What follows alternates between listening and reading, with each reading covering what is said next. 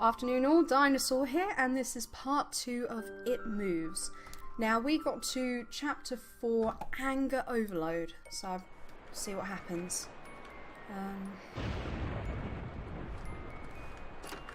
Nope, can't interrupt that. A hook hangs from the wall. A piece of meat hangs to dry from it. Can't move. Earthquake? Lots of spooky sounds go through the door. Okay.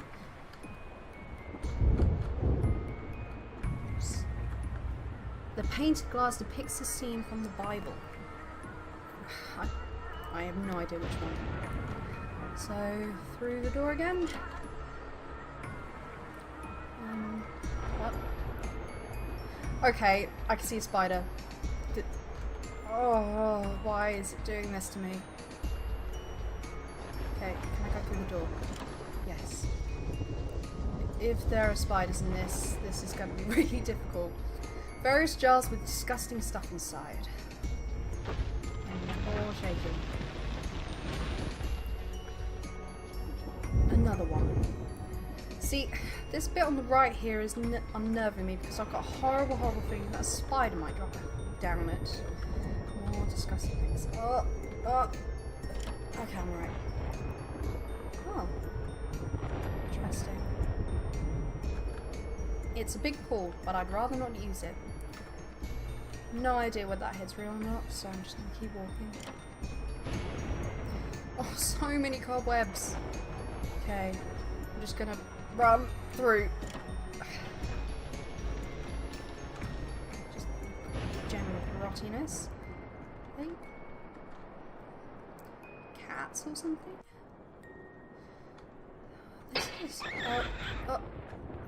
This is a strange one. No maze, I'm in a dead end. What can I do? I keep pressing the enter button and nothing's happening. More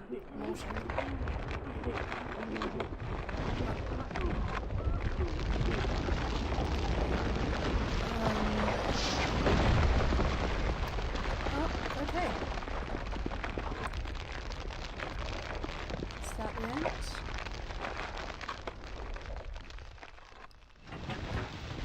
No. Oh my god, what? Ugh. I think this game has read my mind as to the things that scare me. So far I've had creepy spider things, doll things, baby things. That's most of them. So I'm just gonna keep walking. So that they're closing their mouths as I'm walking past. As long as they don't chase me, I'm happy. Oh, there's more. I'm gonna run. Running. They just keep closing their mouths. I'm just gonna run past again. And again. What's gonna happen?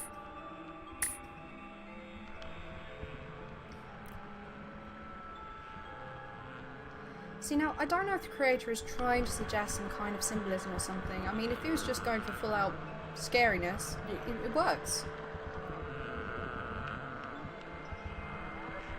I don't know if you guys can hear. There's giggling and baby noises. I don't like this. Okay, keep going. They've stopped closing. That one stopped closing its mouth. Okay, just run. Run through again. I don't like babies crying. Oh! Run away! Oh no! No! What do I do? Do I? Oh, okay. I was not prepared for that. Run through. No, I can't. No, I've been eaten by babies.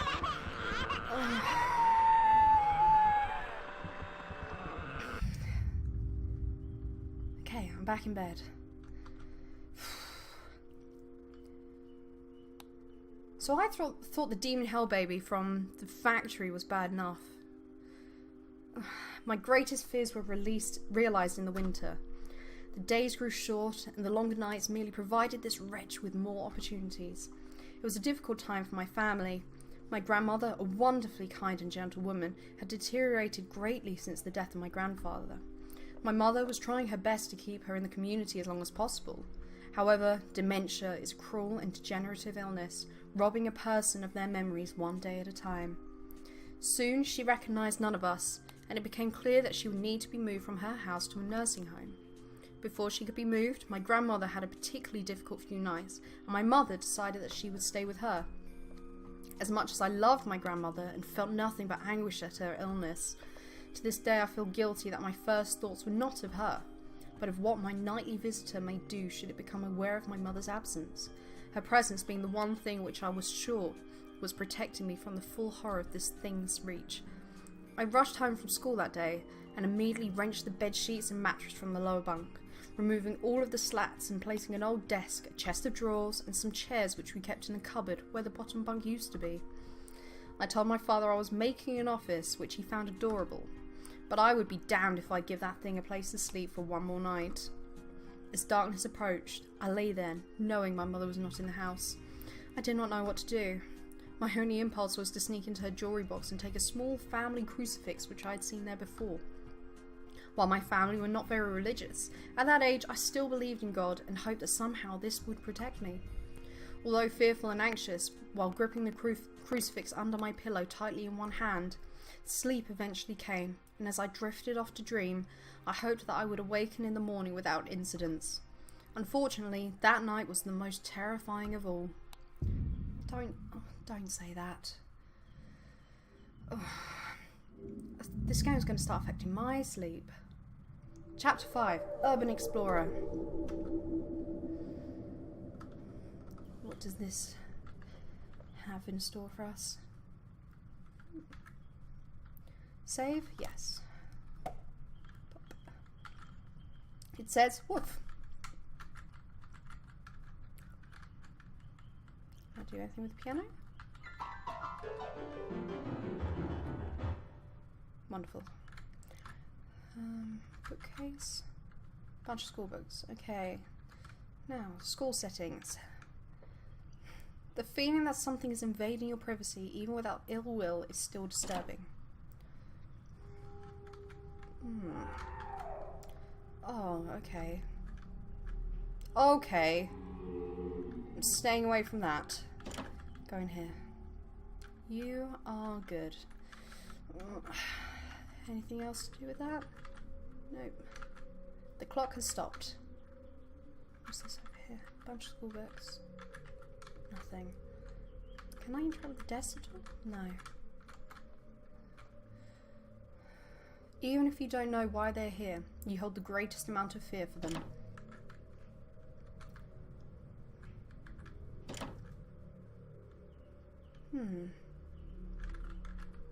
Bathtub in the middle of a classroom. Strange. An old picture of what seems to be a religious man and woman. It's Triceratops. Yes, it is. Stack of comic books and probably school books. Yep. So I see. What? Okay, just heard a guy yell. I don't want to find it. The sounds of screams are awful. They're even worse when they are your own. Okay, creepy dude went down there, so I'm gonna go this way. That wasn't a door. That wasn't a door sound. Pile of mattress is dirty and worn out. What's over here? There's a piece of paper here. It reads, knock, knock.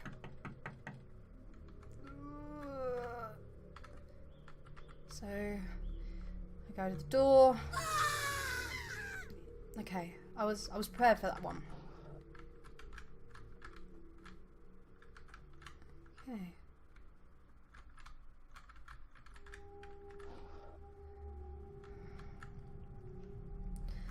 What's up here? Oh, what? That's it. Locked. Okay, in here. Writing desk with some school material on it.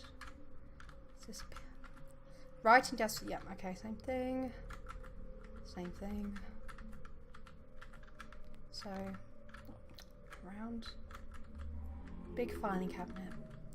Same thing. So this is the only thing to interact with. Looks like there is nothing inside. So what's the point of this room? Okay, I'll just go back out. Locked. Looks like I've got to go down here.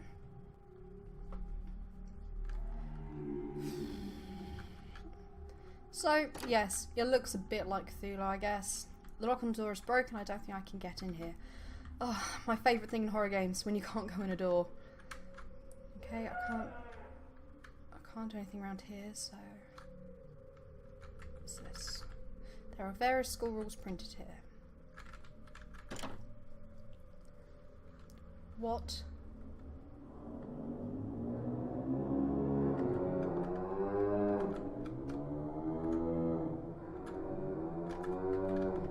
What is the point of this room? Okay, so I guess up here.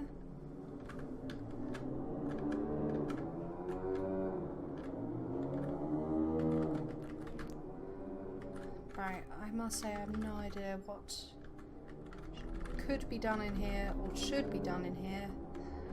Can't interact with anything. Do those things kill me? Let's find out the hard way.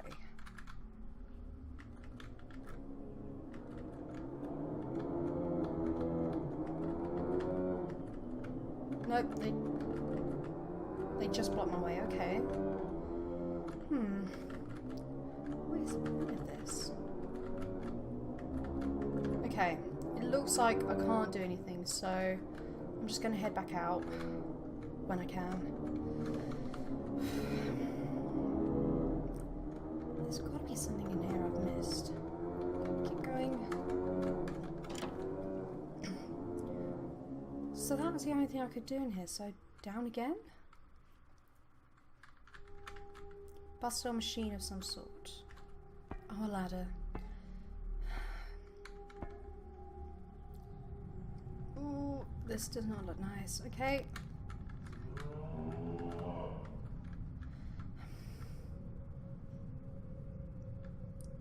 You know what? I really wanted more mazes in this game. I was really hoping that there would be more of this labyrinthian nightmare. Okay. Up here? Lots of just wails. The screaming kind. Am I going in loops?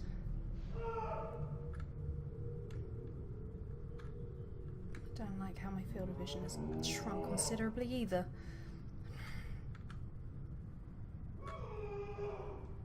Ooh, yeah, exactly.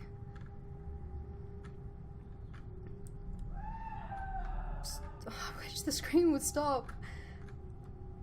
Okay, I can't go anywhere else. I've just got to follow this path. I've got to run now. Okay.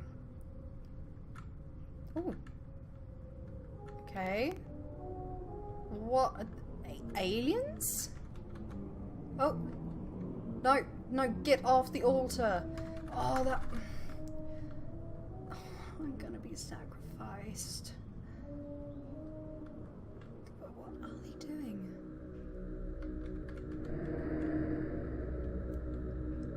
I didn't mean to go on the table. I really didn't. Can't do anything. I'm just watching them get closer and closer with the arm waving.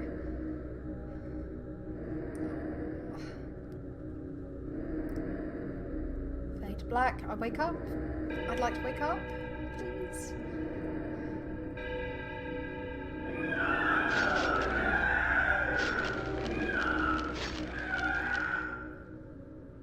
Okay, that sounded pretty sacrificial.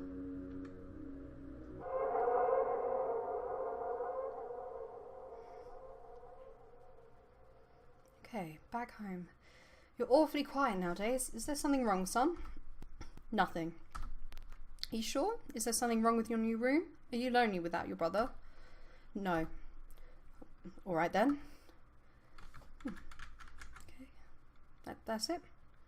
Strained family relationships. I woke gradually. The room was once again dark. As my eyes adjusted, I could gradually make out the window and the door and the walls, some toys on a shelf, and even to this day I shudder to think of it, for there was no noise. No rustling of sheets, no movement at all. The room felt lifeless yet not empty.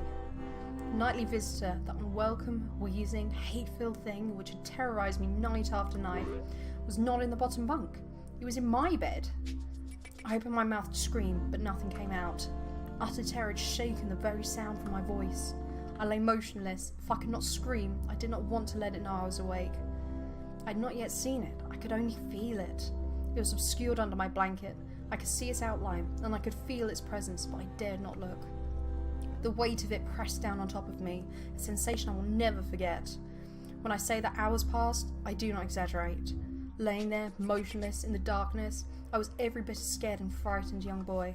If it had been during the summer months, it would have been light by then.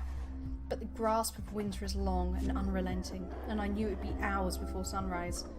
A sunrise which I yearned for. I was a timid child by nature, but I reached a breaking point. A moment where I could wait no more, where I could survive under this intimately deviant abomination no longer. Fear can sometimes wear you out, make you threadbare, a shell of nerves leaving only the slightest trace of you behind. I had to get out of that bed. Then I remembered the crucifix. My hand still lay underneath the pillow, but it was empty. I slowly moved my wrist around to find it, minimizing as best I could the sound of vibrations caused, but it could not be found. I'd either knocked it off the top bunk, or it had... I could not even bear to think of it. It had been taken from my hand. Without the crucifix, I lost any sense of hope. Even at such a young age, you could be acutely aware of what death is, and intensely frightened of it. I knew I was going to die in that bed if I lay there, dormant, passive, doing nothing. I had to leave that room behind, but how? Should I leave from the bed and hope that I'd make it to the door? What if it's faster than me? Or should I slowly slip out of that top bunk, hoping to not disturb my uncanny bedfellow? Realising that it had not stirred when I moved, trying to find the crucifix, I began to have the strangest of thoughts.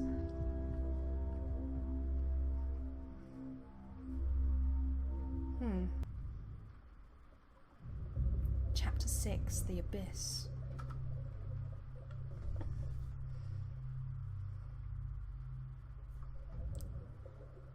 Ooh, an underwater level? Save, yes. Okay, I'm going to leave that video here for today, leaving it at chapter 6. So, again, there was a bit more maze, again, a lot of description, and although it can feel a bit drawn out at times, I think it does really add to the story. As you can see, it clearly made me shit myself a little bit, so well done again. And, you know, if this is a full underwater level, I'm not looking forward to it because I hate underwater levels, but hopefully we all enjoy the next video. So see you again in part 3 of It Moves.